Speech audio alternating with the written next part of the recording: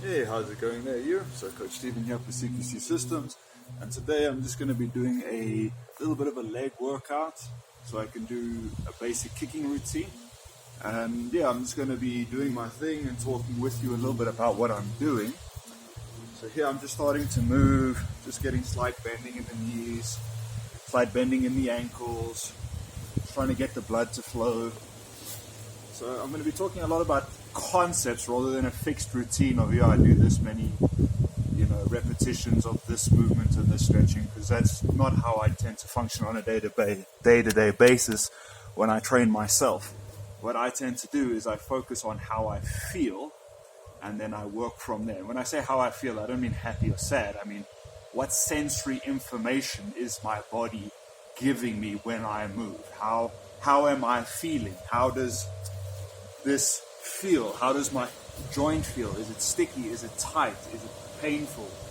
How much movement do I have in each joint? How does it feel? What is the tension like when I move? For example, I can feel when I fully internally rotate and flex, I can feel the muscles here pulling in the form. They're tighter than they should normally be. So I'm gathering sensory information from my body through movement. I'm accessing different range of motion that the joint is designed to access, to use. The joint, let's say, for example, the hip.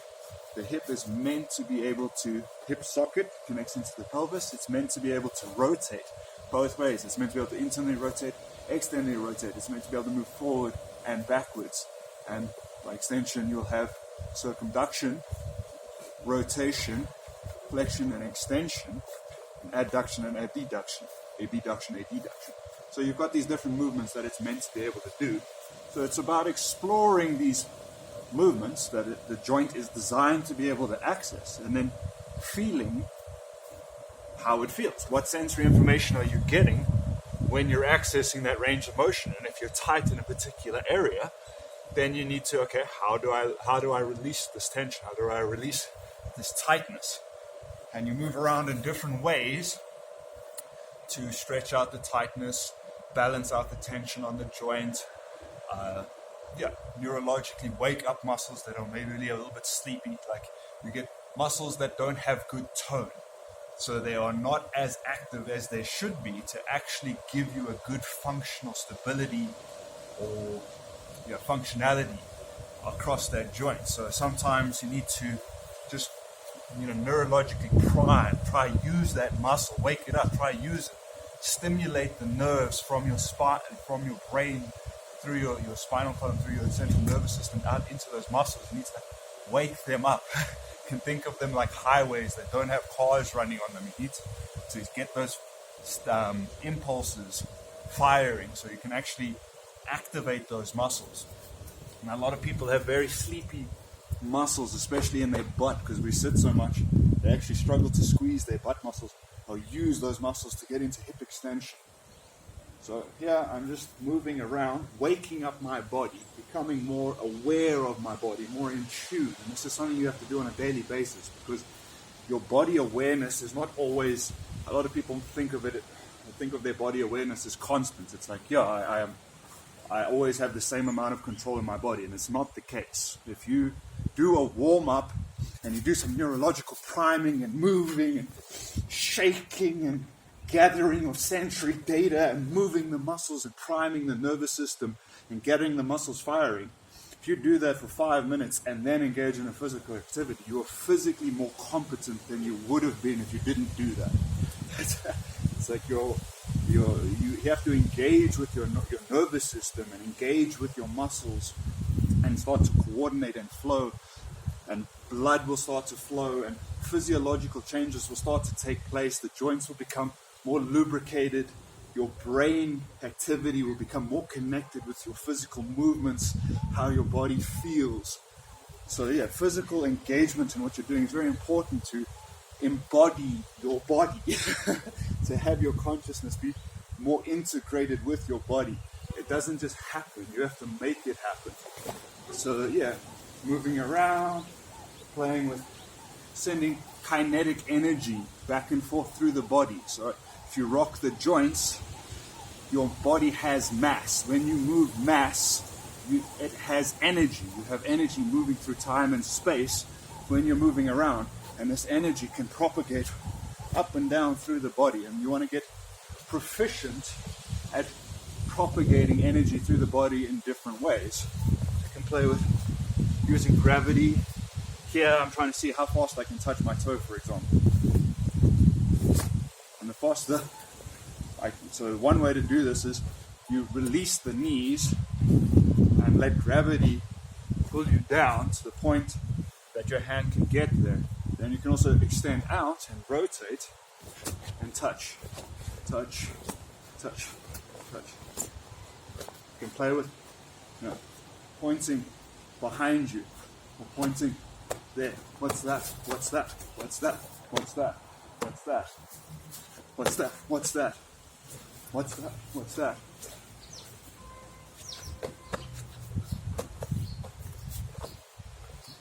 Play with just moving and looking around. There you can see I'm accessing rotation in my hips and in my spine, looking over there, looking over here, looking over there.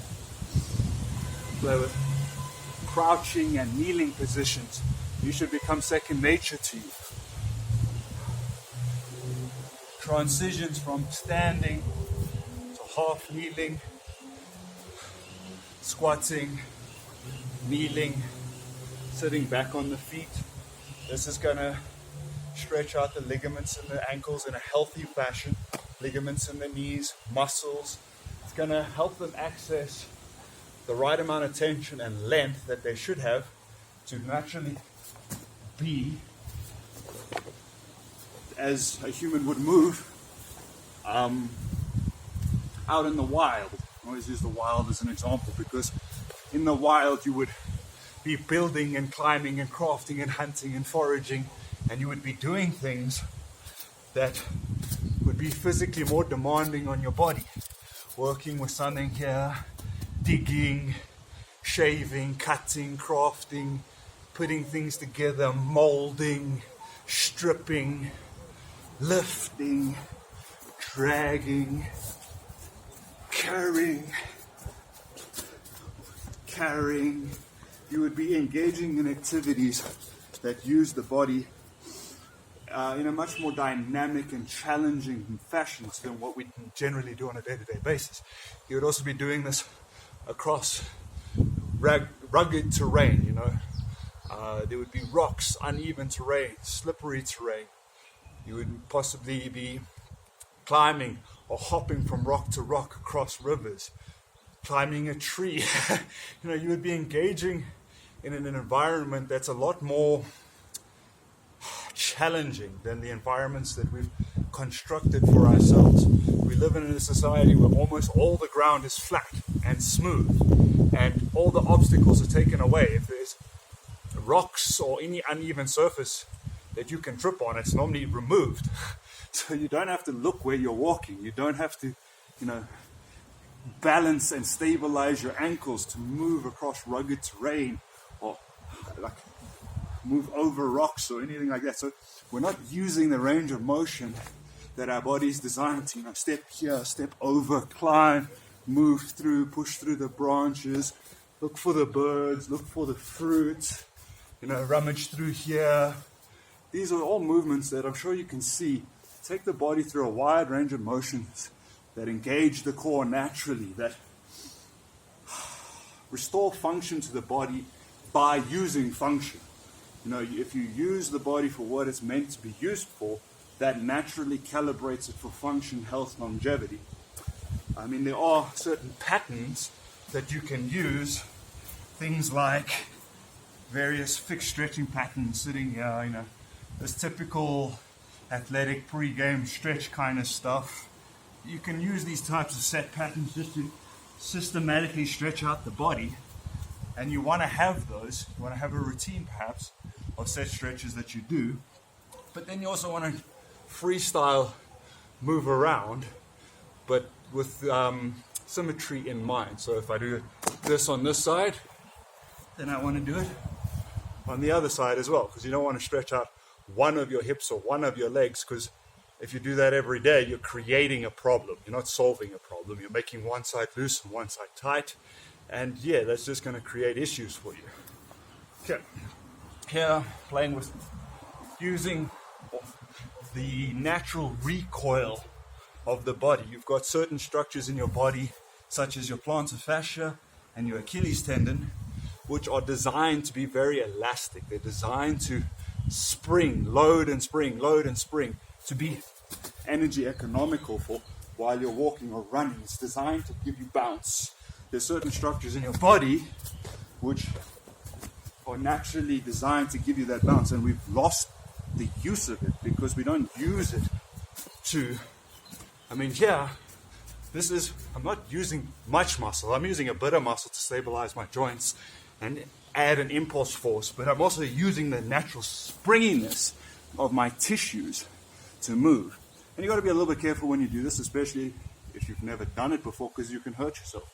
But if you build into it to your using your current, being mindful of your current capability, you will progress very quickly in the space of a couple weeks to be able to access your range of motion, to use the elasticity in your tendons, in your fascia, in your myofascia, to be able to harmonize also with the fluid dynamics in your body. I mean, guys, we're water. We're, 75% water? I forget the statistic. It tends to change a little bit.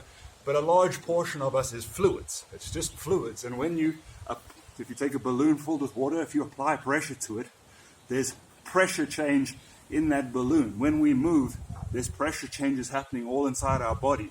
So you've got force traveling across our muscles, through our tissue, through the fluids in our body.